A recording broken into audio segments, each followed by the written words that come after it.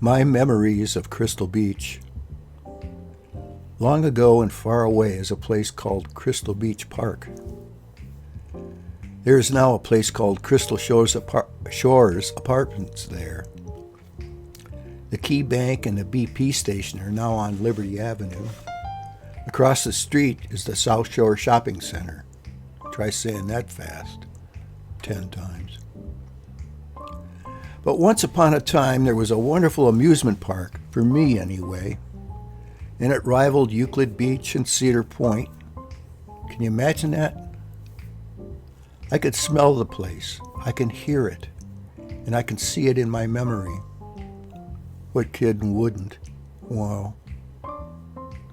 It began as an entertainment park for folks in the early part of the century. It was Shattuck's Grove. There was a bandstand where the bands played, and the crowds came to enjoy a wonderful summer's day. I don't know that they danced, but they surely enjoyed the music. And then came Crystal Beach. It had a dance hall. The first one pictured I stole off the net.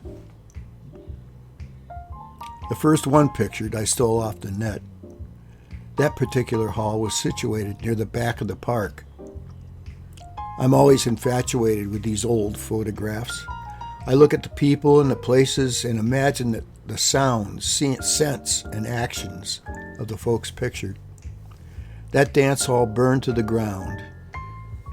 It was replaced by a casino with a small bar, pinball machines, and little crank cinema machines where for a penny a person could watch moving pictures. Some were naughty. I spent a good amount of time at Crystal in the summer. They had a shiny rocket ship ride, a carousel, dodgem carts, goofy golf, and a roller coaster that scared me to death. The structure of the old coaster was wood. I was always thinking that the thing would collapse. They also hid their side games. They also had their side games. The late George Villa's name comes to mind when I think of those games. George was a good guy, and he knew how to run these games. They, like today, were always scams. One could always win, but in winning it was hard to tell who exactly was the loser. It weren't George. George was a good friend. He made me laugh. On the 4th of July, they had fireworks behind the merry-go-round. This thrilled me to no end. It was magic. After the old dance hall burned, the park owners built a new building along the lake road in front of the park. What a beauty. Glenn Miller and Tommy Dorsey, among other big bands, played there. The crystal ball in the middle of the dance floor rotated in the darkness of the room and spread spots of light all over the hardwood dance floor. Very, very romantic. And you can bet there was a lot of romance in the park. My sister Ellie met her husband there.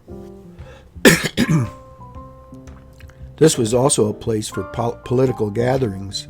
I can remember being there in 1962 when a Republican political opponent of JFK spoke there. As time turned, the big bands were gone. The dance floor was used for roller skating. My friend Frank Homitz and I used to go there to skate. I was and remain a terrible skater. I do a turn and land on my bottom 9 times out of 10, but we had a good time anyway. And then, as time turned again, I went off to the Army in the Vietnam conflict. When I returned, I will always remember that when my brother drove me past the old park on a cold February day, it was gone. That was in 1967. Wow. I'm hardly an expert on this park. Marlene Calvert Feldkamp is the expert. She rode that coaster.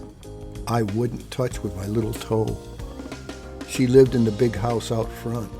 Marlene has parts of the park at her home. but wonderful memories I have of this place when I was but a boy on a red bicycle exploring my town.